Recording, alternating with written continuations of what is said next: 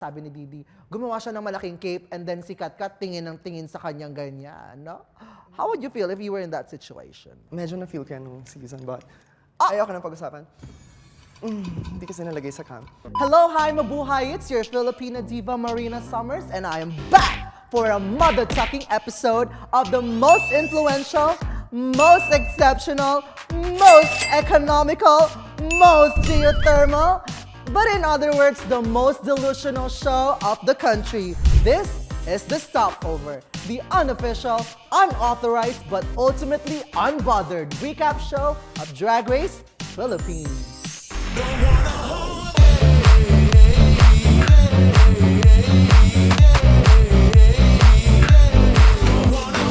Welcome back to The Stopover. This week we are bringing you Drag Race Philippines commentaries that are true, original, unhinged, unfiltered, and most importantly, fresh. And speaking of fresh, our special guest for the week ay talaga nga namang maganda sa picture, maganda in person, pero hindi masyadong maganda yung ugali daw.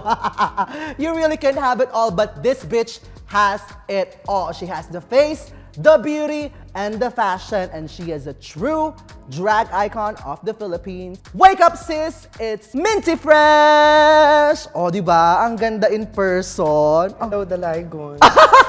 How have you been, sis? Thank you so much. You're welcome for having me. Very that. We are very, very honored to have you here this week. Grabe, paganda ng paganda yung mga guests namin. Kaya na namin nilagay si Lady Morgana sa first episode. Tama. Para hindi masyadong mataas yung expectation ng mga tao.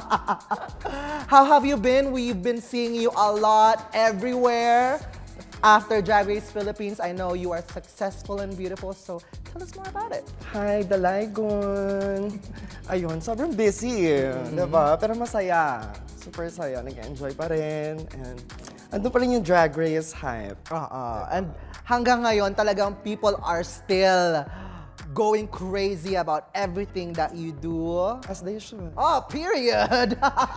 I'm happy to have you here. Are you excited to go over season 2 today? Actually, hindi ako nanonood ng season 2. Sorry. sayang. Bye-bye po. Actually, oo naman, my God. And this episode, my God. What part of Drag Race Philippines season 2 are you most excited about? Siyempre kung maaano ba nila, ma-achieve ba nila yung na-achieve natin or malalampasan ba nila? So far, are you rooting for any specific queen or queens this season? Yes, I'm rooting for Bernie. We love her. Ovi, of course. And ngayon talagang parang super love ko si Hannah Beshi. Nagulat ako sa kanya. Like, hindi ako masyadong nag-expect sa kanya before. Kasi hindi ko pa siya kilala, ganyan. Pero nagulat ako sa fashion. Ang galing niya mag-isip. Diba? Like the noodles. Oh my God. And na-rub siya doon. My God. Ooh, she Judges, said ano it. ba yan? So, wrapping up from last week episode, at the end of the episode, nagkita-kita yung girls from Pack Girls and Blungangavu. So this episode, nag-meet na sila and we see na some are very excited to see each other, some not so much. We see Didi Holiday and Captivating Katkat starting to really show their rivalry, sabi nga ni Miss J. So, are you excited to see that rivalry as well? Yes, pero parang ayoko makialam kasi away matatanda. I mean, yun naman ang gusto nating makitang lahat, di ba? Yung drama. Yes. Aside dun sa mismong competition. Drama talaga eh. Okay, we signed up for a television show, so Yes. we really need to see the meaty bits. Some of the girls, not only Didi, feel some type of way towards Captivating Katkat. Bernie also told Demonyo daw si Captivating Katkat. She has a reputation. If you were in Katkat's shoes, which will not happen. I will not wear those shoes. I will not wear those shoes. No, if you were in her shoes, lahat ng mga nakapalibot sa'yo ay tingin sa'yo bully or like masama ang ugali. Kasi, di ba, back in our season, hindi ko naman sinasabi na bully ka, pero like, merong ganong impression sa'yo yung mga tao, di ba? Parang, you're a bitch, parang ganon. How would you feel if ganon ka-intense? Ako kasi yung ginawa ko nung season, parang hindi na ako, like, hindi ko na pre-remove yung sarili ko sa kanila. Sa mga nag-iisip ng ganun sa akin. So, nag-work naman, di ba? May mga nag-iisip na ganun sa akin, unang na-eliminate. Charis lang. Natira ka lang.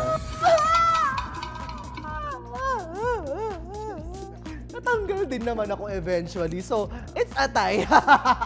It's a new day in the workroom, and now the 10 finalists of Drag Race Philippines Season 2 starts to see each other eye to eye out of drag, and at this moment, they are starting to size up their competition. Nakikita natin yung shade toss between the Pack Girls and the Vlungangavu. This moment, meron ding nabitawang mga salita like Didi Marie Holiday calling Rapture Bar cheap. How do you feel about that? Alam mo, na-offend ako for them. Tama, like, kahit naman nagko-comedy sila, kahit na pangmasa yung ginagawa nila, it doesn't mean that it's cheap. Tama si Arizona. It takes a lot of brain, a lot of effort, and a lot of, alam mo yun? Tsaka at least ngayon meron ng mas ipoprove si Arizona. No? Parang mas masya-challenge si Arizona to prove Didi wrong. Mama Pao then revealed that the girls will be transforming themselves into drag lolas for the ultimate newspaper dance extravaganza. Alam mo yun yung funny sa Drag Race Philippines, no? Parang pagdadragahin ka nila, tapos papagawain ka nila ng mga kagaguhan lang. Papagurin. Sayang oras. Sana binigay na lang nila sa time ng pagme-makeup. Right? Ayun, naglaro lang yung mga bakla. Pero I strongly believe that these nonsense challenges really brings out the personalities and yung the fun inside the girls. It makes the competition fun. Yeah, and like parang mawala din yung nerves about the competition just to loosen up a little bit.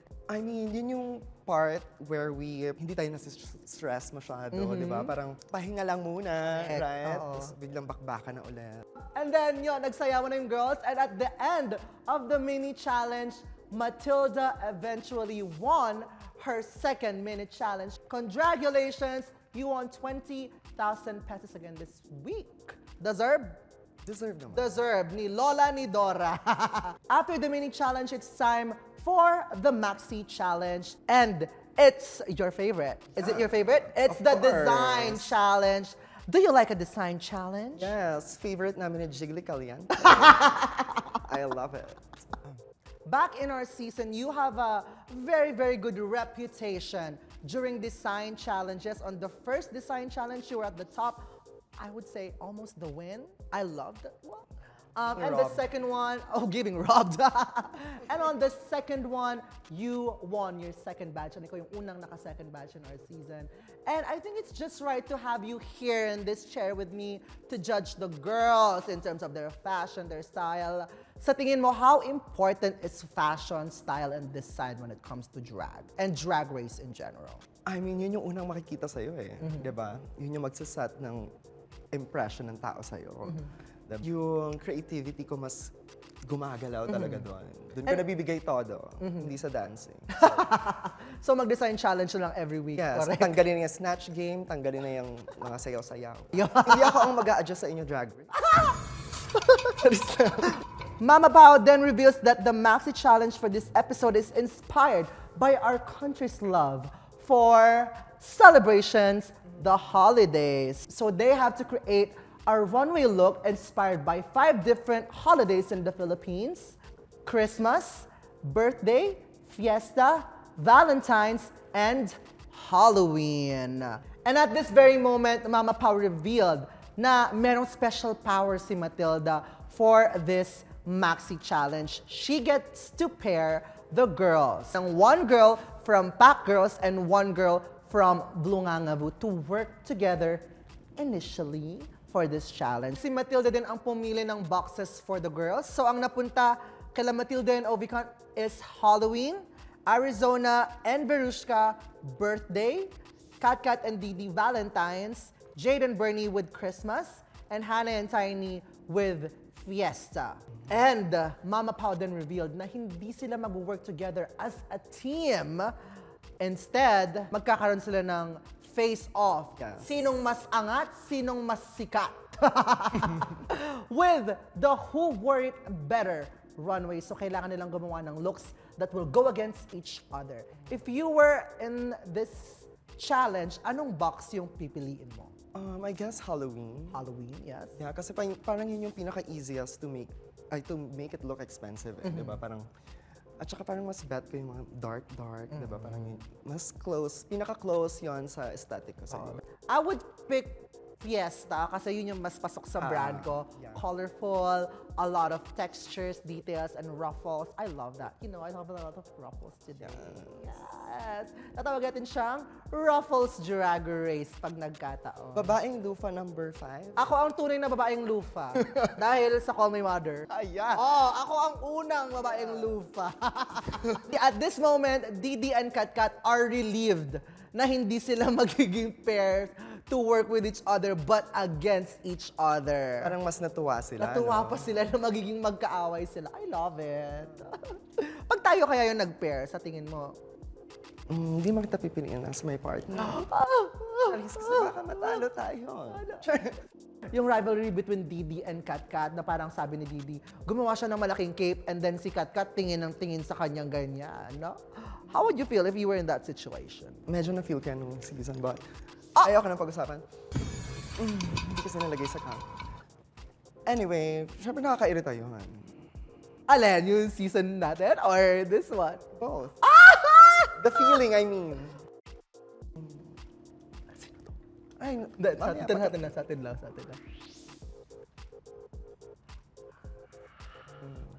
Si ano daw, si...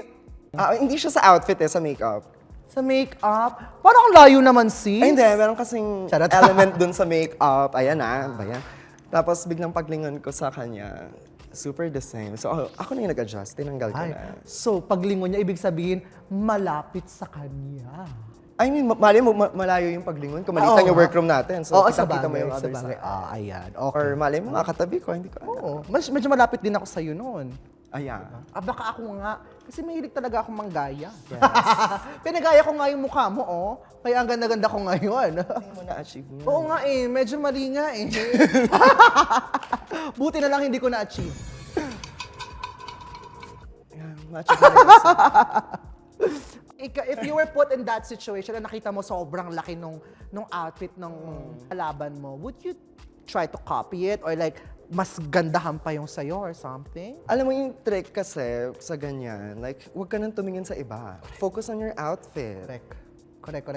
Actually, isa yun sa mga pinaka-importanting notes when you're going into the competition, di ba? Parang pagpasok mo doon, makikita, hindi lang sa design challenge, actually it applies to everything. Makikita mo yung outfit ng girls, oh my God, mas malaki yung hair niya, mas maganda yung ganito niya. You know what? The number one thing that you have to remember when you're in this competition is trust your vision. Yes. Your Focus on vision yourself. only. Trust yourself, trust your vision, na parang anything that you will do na pick up mo sa other girls would be second guessing na eh. Na parang sa second guess mo na yung vision mo, diba? So, At saka parang sinasabotage mo yung self mo. Kapag ginagawa mo yun, like tumitingin ka sa mga gamit nila kasi, di ba, parang ma-affect yung confidence mo. Yes, Like so- nangyari kay Kat, ginaya tuloy niya.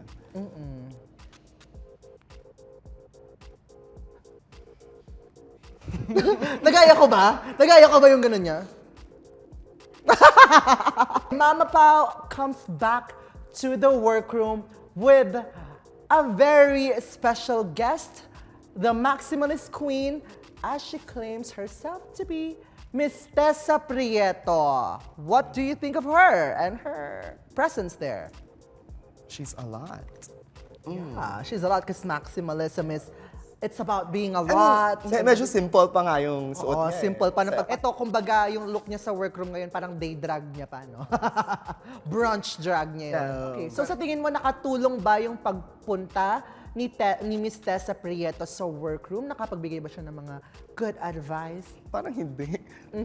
I mean, hindi ko maalala. Oo, yeah. Basta, all I kept hearing was, more is more is more is more. Sa bagay, may mga nag-more is more. Oo, may Naman more pala. is more. Yes, it's more is more, pero still, there should be a lot of editing pa rin that has to be Yes. inputted there. Diba? Hindi na pwedeng dikit ka lang ng dikit at magiging kamukha mo si... Diba?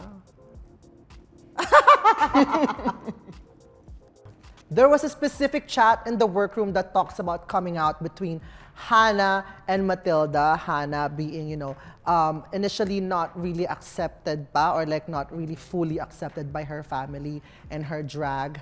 And I think isa sa mga pinaka talagang struck a chord in my heart from Hannah Beshi is that tayong mga queer people, we have to do 10 times more things. So in general, you really don't have to negotiate your queerness with achievements and excellence. Diba? Kasi marami sa atin, marami nagsasabi, alam mo ang mga queer people, ang mga LGBTQIA+ members, excellent, magagaling, talented, creative, pero hindi alam ng lahat ng tao na lahat ng yan, bubog yung pinanggalingan. Yes. A lot of us, bubog ang pinanggagalingan para lang ma-accept tayo, para lang masabi ng tao na, oh, you're worthy of being with this society kasi you're queer, pero talented ka. Dapat hindi ganon.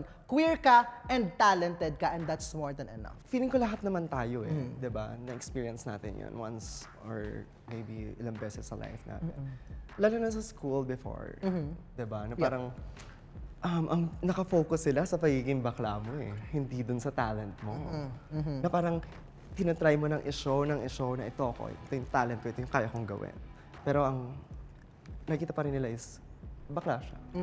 Matilda also revealed na she was outed at school. Sobrang na-feel ko si Matilda dun sa moment na yun kasi alam ko talaga yung story niya Before, parang nakakwentuhan niya na ako na gusto niyang sumali ng Drag Race pero hindi siya makasali dahil takot siyang malaman ng parents niya. Kaya ngayon super proud ako dahil parang naging fearless siya na parang pangarap ko to, gagawin ko. Yeah. Diba? And baka ito yung maging way na para ma-accept ako ng parents ko. Parang wonderful. Yeah, wonderful. Yun nga, yung katulad ng kwento rin pala ni Matilda, nasa school pa siya inaot. Yeah, and that's so sad. Experience. Yeah. Na-experience ko rin kasi yun, di ba? In-open up ko yan sa season natin. And it's so sad na parang sana ako na lang yung nagsabi sa kanila. Kasi wala akong coming out story. Yun yung naging coming out ko. Nung sinabi ng school sa parents ko. And luckily, I have a very accepting family. Na parang hindi na natin kailangang pag-usapan. Yeah. Paano kung hindi? Yeah. And, you know, itong mga accepting families nito, ito yung, we wish that for everyone, you know. Pero, unfortunately, for a lot of people in our community, talagang, they don't have that privilege or they don't have that supportive family na kahit anong mangyari, kahit i-out sila ng mga tao or like mag-out sila, okay lang, tanggap pa rin sila as they are. And I think in general, no one has the right to out someone who is still not ready to come out of the closet or like still not ready to share or welcome in people to their lives. For mag-runway na pag-usapan din ng houses and cliques, Hannah Beshi is the house mother of House of La Fea.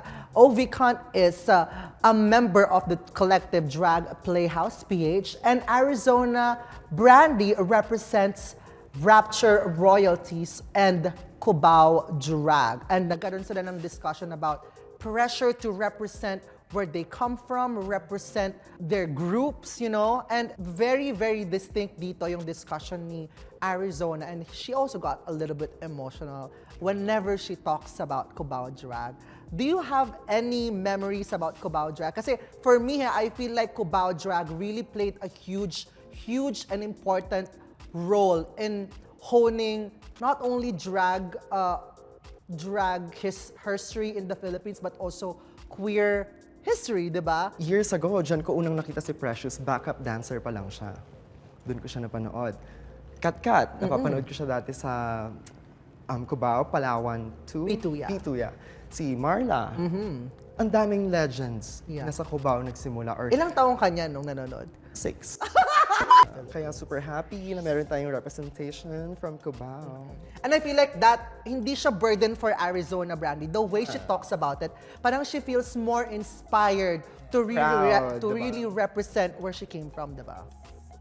Okay, now it's time for the runway of who wore it better. Now we're gonna discuss the looks, individual, group, and the results. So here we go. First pair to walk down the main stage is Team Valentine's, Didi Marie Holiday, and Captivating Kat Kat. What do we think of Didi Marie Holiday's look? Bongga yung ano niya, back dress. Back dress. Diba? Yun yung ano nilang dalawa eh. Focal point nilang diba? dalawa. Yeah. Pinag-away nila. Battle of the back dress. Pero parang mas pasok sa aesthetic ko yung ginawa ni Kat Kat. I mean, mas isusuot ko yon if I were to choose. Had it been more cinched siguro, yes, yung waist or a little less of the 3D materials sa bustier, siguro mas maganda siya, no? Diba? I agree, actually. I kind of like captivating Kat's look more when it comes to fashion, but when it comes to presentation, clarity of concept, and the extravagant of it all, diba? Fantasy. Feeling ko, the reason why Didi Marie Holiday won it over Kat is that. Alam mo yun? Parang mas clear yung presentation, yung concept, kumbaga. It's not just a red dress, kumbaga. Kasi you can have all the red dresses in the world and still not serve concept or like, you know, you have to stand out, diba? The look di ba yung parang ewan ko, parang masyadong matapang yung makeup ni Kat. I don't know kung face ba niya talaga yun ba. Yeah, parang mas in love yung itsura ni Didi. Yes, mas lovely. Everything revolves around the concept of romantic, love, yung kay Didi. So, yeah, and I think that's the reason why Didi won over Kat. But overall, I think this pair really did well. They presented strong looks on the runway tonight. Up next on the runway is Team Birthday. It's Verushka Levels and Arizona Brandy. What do we think of the looks? First up, Verushka Levels. More is more. Ayan ang more is more. I mean, I feel like that's something Tessa Prieto would wear. Wala siyang tinira. Wala siyang tinira. Kailangan lahat nandun sa gown niya. I feel like there's a lot of different elements that's going on with the dress. I mean, yes, it screams birthday, pero meron siyang sequined fabric na may balloons. Meron siyang mga structured cards here. Parang 4 picks, 1 word siya. Ganong levels. Yes, there's a lot of things going on. I appreciate that, given the time given to them. Pero editing is key when it comes to designing your look. Like, sana mas kita pa yung shape niya, yung cinch. And yung length ng skirt, para siyang papas.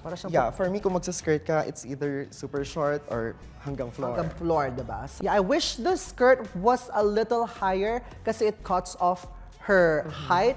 And if sana yung structure nung bustier niya, parang bringing down niya to a structured dress talaga, parang contradictory to the flowy cape with balloons, diba? Parang, yeah, it screams birthday, but would you attend that birthday? No. And then we have on the other side, Arizona Brandy. What do we think of her look? Mas mukhang New Year sa akin. Mas New Year yung nakuha ko. Yeah. And medyo weak siguro yung compared to the other girls. What I appreciate about her is yung eye niya for color story. Yes. Diba? Na parang pick 3 colors, make an outfit. Diba? Parang malinis. Parang kahit na maliit yung outfit niya, would still look at her kasi parang, okay, ito parang merong something. Parang mas masarap sa mata. Masarap sa mata. Mas it's easier to look at. And maganda kay Arizona is yung presentation niya. Sa kanya ako nakatingin kahit mas maliit yung outfit niya or mas weak. Presentation is key talaga. Parang kailangan hindi ka lang hanger, diba? When you're walking down the main stage of RuPaul's Drag Race. But yeah, sadly, it was a really, really weak look for Arizona. That's why Verushka won over her, according to the judges. Do you agree? Kinda. Yeah. I mean, judging of Arizona's look, I think Verushka deserved to win that pair. Mas may effort. Yeah. Mas birthday yung kay Verushka. Medyo New Year nga yung kay Arizona. Okay, next, I'm very excited to see this. Fiesta Girls, Tiny Deluxe, and Hannah Beshi. What do we think of Hannah Beshi's look? My favorite. This episode, my favorite yung kay Hannah Beshi. It's one of my favorites as well. Like, almost like, she could have won this challenge. I was so impressed kasi it doesn't look like it came from a design challenge. It looks like she brought this from home. Yeah, yun yung sasabihin ko, inunahan Ay, sige, go isa pa. Mukhang dala niya. Yes! Right. Hindi mukhang design challenge. Yeah, I mean, the details of the dress is really what sold it to me. Na parang yung placement niya ng flowers, hindi siya isang direction lang. She created this interesting S shape that goes with her hand, yung isang flower sa kanya. And it's really hard to work with the fabric that she used sa kanyang katawan. The na print? stripe, the print, no? To make it, like, you have to have enough fabric to make sure that they all follow the same pattern. Yes. Tama, diba? And to look flattering. To look flattering. And also at the tip of her dress, gumawa pa siya, she didn't stop. Gumawa pa siya ng mga ruffles made of the Yes. same fabric. So I think that's really wise and really makikita mo yung level of taste and attention to details ng girls. Ang talino niya sa mga concepts niya, sa mga Yeah, to like suot niya. it screams fiesta. The colors are fiesta. It's giving me Carmen Miranda vibes. It's giving me baklaang fiesta vibes, and I love it. Honestly, I would wear this. I would wear that. Me too. Yeah, one of my favorites. Really, really, really strong week for Hana Beshi. On the other hand, we have Tiny Deluxe. For me, yung fabric na yun, medyo medyo tricky siya. Kasi medyo magmumukha siyang magulo. Kasi di ba medyo see-through yun. Tapos pag kinot mo yun, medyo yung mga edges nun pag hindi mo na. Oo, na. Paano? What do you call that? Na seam. Seam. Diba? Medyo mangangarag siya. So parang medyo may ganong parts di ba? And pag malayo, parang isang malaking nude lang siya. Lufa. Beige. Lufa number 6 na ulit siya. Ata. Isang malaking beige number lang siya. It doesn't scream fiesta at all. Yeah, sayang. Missed opportunity to really play with her colorful personality. But I love the juxtaposition of the small handbag. Yeah, that's what I love. That. That's what I love that. That really saved her for me. But yeah, overall, I think it looks like it came from a design challenge. Not saying that it shouldn't look like it's from a design challenge. So it's just a corset with the tutu dress. That's something you would expect. Yung silhouette na yon, it's really easy to do. Go-to siya, pero if the competition is at this stake, you really have to elevate it even further. Yes. Very well said, Marina. Yes. So Hana Beshi won this round against Tiny Deluxe. Do you agree? Super deserved. Super deserved. Super deserved. Super deserved. Up next on the runway is Team Halloween, Matilda and Ovi. What do we think of their respective looks? Starting with Matilda. I love it. Isa rin yun sa favorite ko. Kasi the whole look, makeup, diba? Parang hair, makeup, the whole outfit. Yeah. Everything makes sense together. Hair, like styling overall. Kasi parang it's the same case with Tiny Deluxe. It's just a corset with the tutu skirt. Tama, diba? Pero dilagyan niya ng back dress, yung texture nung top iba dun sa texture nung skirt. And the way she styled her hair, I love that detail. Para siyang Halloween pumpkin with the web and spider. Like, that detail for me is like, mwah. Love it. Very Halloween. What do we think of Ovi Cunt's look? It was okay. It was okay. It's not the worst. It's not my favorite din. Kasi medyo, siguro kinulang ng time si Ovi or kinulang ng materials kasi medyo may nakikita pa here. But it's not bad. No? Alam ko si Ovi kaya niyang i-pull off yung mga ganyang looks. Yeah.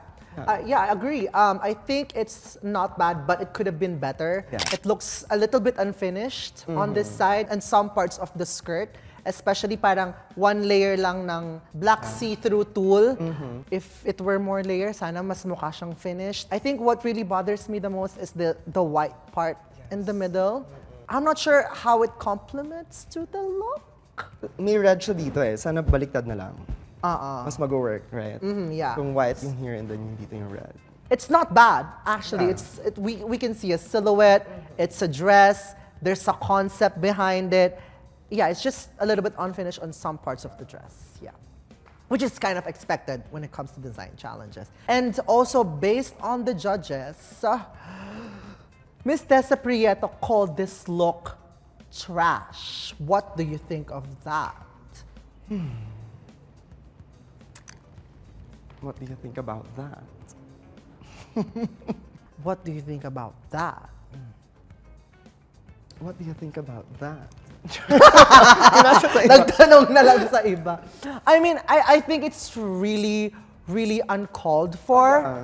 I mean, I think she wanted to make fun of it. She wanted to make a joke, but girl, If you really look like a joke already, parang why would you make another joke, diba? Bad. Yeah, at saka kung joke man, it's not funny. Yeah, it's not funny. Tell another one. Calling someone's art trash, it's not constructive criticism. It's downright destructive. Very well said, Marina. Thank you, Minty Fresh. It was revealed that Matilda won this round against Ovi. Do you agree? Yeah. Yeah, I agree as well. Matilda has a stronger look than Ovi. And the last pair to walk down the runway is Team Christmas, Bernie and Jade. So, what do we think of Miss Jade's look? Super good. Diba? My next fave. They really worked well as a pair. They complemented each other. They have contradicting characters that really work well for the both of them. Kasi parang hindi mo sila ipag-compare to each other kasi they're not going the same route, diba? And Miss Jade, so I love it. It's the cutouts placed really strategically to accentuate her body. You know, a lot of us tend just put everything in a short amount of time and call it a day, diba?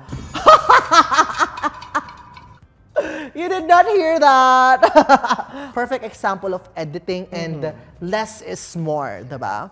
I love it. It's sexy, still on brand. She didn't really have to change her aesthetic to fit into the brief. She made Christmas Miss Jade. Yes. Parang ganon. Very well said, Minty Fresh. Thank you, Marina Summers. On the other hand, we have the very charismatic Christmas from Bernie. What do we think of the look? It's okay. Maganda yung kay Bernie. Mas maganda lang yung kay Jade. Yeah. Pero yung presentation talaga nila as a pair, best pair, no? Yeah. And parang hindi sila nagpatalbugan. Correct. Like they helped each other. Ginawa nila yung best that they could para mag-complement to each other. Na parang, okay, gusto mo yung character na yan, ito yung character ko, gawa tayo ng storya para mas makita ng judges yung storya natin. Bahala na yung judges mag-decide. Correct. Pahirapan natin sila, diba? Yeah, I agree. Parang maganda yung look ni Bernie. It's just the lights. That was so genius. If I were gonna be very nitpicky, dun sa slit ng dress niya, naglagay siya nung squishy, scruffy that thing. one. Yung parang Scotch Brite na decor. Feeling ko sana tinanggal niya na yun para mas naging sexy, mas naging flowy, at para hindi ma-cut off yung height niya. Considering she's a little bit smaller than Jade. Tsaka medyo nagmukhang mabigat yung skirt. Yeah, so sana mas flowy. But then again, the presentation, and I feel like yung pagbato niya The best. ng purse, ng regalo kay Miss Jade, so as they exit down the runway, is really chef's kiss. They made sure na lahat ng time nila sa runway counts, and it really showed. And on this note, Miss Jade so won this pair. Do you agree? Yes. Yes, I also Yes, sir. agree. One of the strongest looks this night. Before Mama Pao let the girls go, she revealed that the winner of this week's Design Challenge, who wore it better overall, is Verushka Levels. Do you agree with the result? Never. Do you? Very well said, Minty Fresh. Minty, who do you think should have won this episode? Hands down, Hannah Beshi. Hands down, pero gumanito. Hands down, pero nakaganito. Pala. Hands down. But still, congratulations to Verushka Level because she won her first Ru-badge. Bigyan ng Ru-badge yan! And 80,000 pesos. As they walk back to the workroom, at this moment, Didi Marie Holiday started talking about captivating Kat and her bad experiences with her in their long years of working together. And it seemed that Verushka Levels really wanted to know more about this chismis. Since everyone is talking about captivating Kat, Miss Jade so at this point started talking about an incident with Kat that triggered a lot of her childhood traumas. How do you feel about it? Nakakaawa si Jade at that point, no? Parang, yeah, I'm glad that the girls were there to listen to her. Yeah. I felt like she found a relatable time for her to talk about that experience. Kasi what people don't know is like, wala kang makakausap talaga sa competition if you're not in the studio, diba? So, lahat ng time that you're there, you know, parang use that opportunity to talk about it. And I feel like mas naging comfortable muna siya to talk about it with the girls, with the safe girls, kasi she felt safe at that moment. Kasi nga, people started talking about captivating Kat. Although I wish it was, you know, more of like a personal one-on-one thing. And then, the bottom girls walked into the workroom and Verushka Levels wasted no time to share a story that's not hers to tell. So she started, you know, translating everything that she got from her little conversation with Miss Jade So to captivating Kat. At I feel like things were a little bit blown out of proportion. What do you think of that moment? I mean, Yeah. parang gusto niya talagang chumismis. Oo. Talagang, I'm here to... Steer shit up. Yes. And she's very honest about it. You know, sabi niya, okay, drinop ko yung issue, alis ako dito, bahala kayo dyan, mag-away kayo, at papanoorin ko lang kayo, break it down with each other. Ka-airtime na ako, bye. In our season, merong mga nagsisteer, pero when it's their issue to talk about, no one meddles in. I mean, you had the moment with Brigading and Silhouette, but Silhouette didn't, you know, meddle in. Like, she was just there listening. Even Gigi Ehrra, kahit tinanong siya ni Brigading, di ba? Parang, that's I think a good comparison. Like, not every serious topics needs to be discussed by every single girl in the fucking room. And right? piliin mo kung saan ka airtime. Diba? Na parang, girl, nanalo ko na nga. I feel like at that moment, Kat had an outburst. Miss Jade So also had an outburst. And Verushka was enjoying it. So I think tama rin yung sinabi ni Bernie na it was just a misunderstanding between the two. Yes. It's something that could have been easily talked about. And I feel like it was just blown out of proportion because of some other girls' dirty fingers. Also, I think one critical moment of this Untucked as well is the outburst and the breaking down of Ovi Cunt. That was very, very sad to see. I mean, we've seen it in our season. I mean, pag nandun ka kasi, like, naka-magnify yung feelings mo and kahit a single word like that can hurt like double. Yeah, diba? exactly. Lalo na if you're put in that very, very pressuring situation, lahat ng emotions, lahat ng senses mo are all hyperactive. That moment, it was a very, very, very tough time for Ovi. But Ovi, I have one piece of advice to you. It's not you. It's the dress. And Miss Tessa Prieto, it's not Ovi's dress, it's you. Very well said. This episode of Untucked is very, very, very hard to watch for me. It triggered a lot of trigger points. Oh, it's so hard to watch. It's even harder than your boyfriend's dick.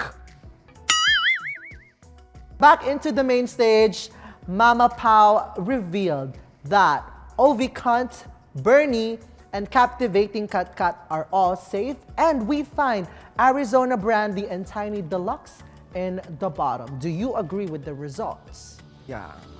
I think yung outfit talaga nilang dalawa is the weakest. And then, they were asked to prepare for a lip sync for their lives to Mama RuPaul's Kitty Girl. Would you perform to this song? No. What RuPaul song would you perform to? Call Me Mother. Hello. Hello. Let's go. Kayang-kaya. O tara na, rematch. What do you think of the lip sync? Sino ang umaangat? Sino ang masikat? Girl, si Arizona. Dilaan natin yung floor. Ay, hindi ko girl, hindi ko ka. Sige. Arizona Brandy performing on the main stage right now shows how good of a performer she is. Yeah. That's why she was declared the winner for this lip sync. Do you agree? Yeah, I'm happy na nandyan pa rin siya, pero I'm so sad. Wala na si Tiny. Tiny Deluxe sadly had to sashay away this episode. Do you have any message for Tiny Deluxe? Isa si Tiny talaga sa nilolook forward ko sa season. Same. Kasi I feel like kahit sobrang Short time pa lang. short time pa lang siyang nagda-drag, parang powerhouse na siya di ba? Yeah, just a character and a personality, and I love seeing that on my screen. But we wish you all the best, Tiny Deluxe. Well, that's it for us so far. Hit the stopover. Thank you so much, Minty Fresh, for joining us here and taking some time out of your day just to be here in a little beautiful show. Do you have any last words? Thank you everyone for watching, and thank you for the continuous support sa aming Season 1 Queens. I know. Supportahan niyo rin ang ating Season 2 Queens.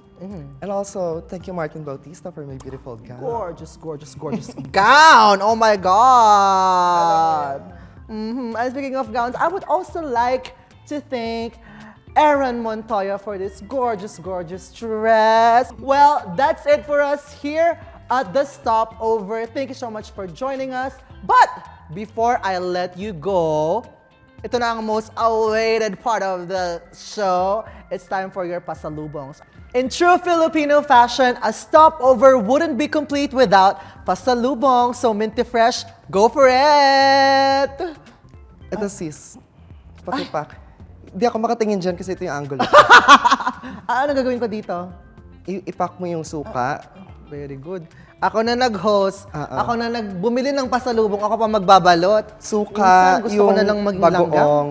Bagoong. Pinipili ko yung mga maaalala kita Bagoong. Buti na lang di ako naglagay ng mangga. Ako kasi yun. Okay na? Yan bagay sa'yo yan. Okay, next. Ano? Yung otap. Medyo kamukha mo yan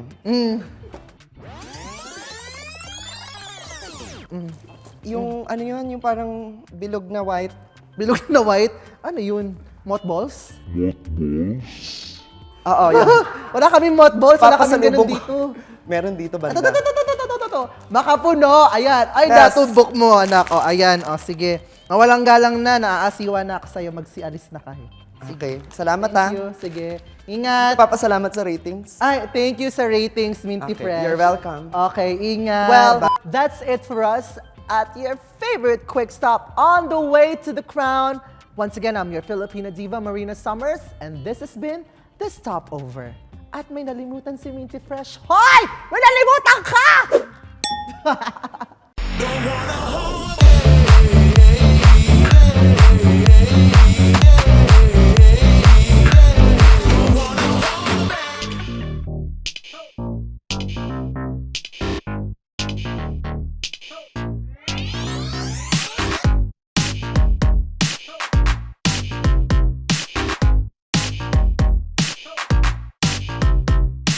Hey Diva, before you go, why don't you click the subscribe button down below? Yes, right there. Oh, a little lower. Oh, there you go. I'm so proud of you. You did the right thing.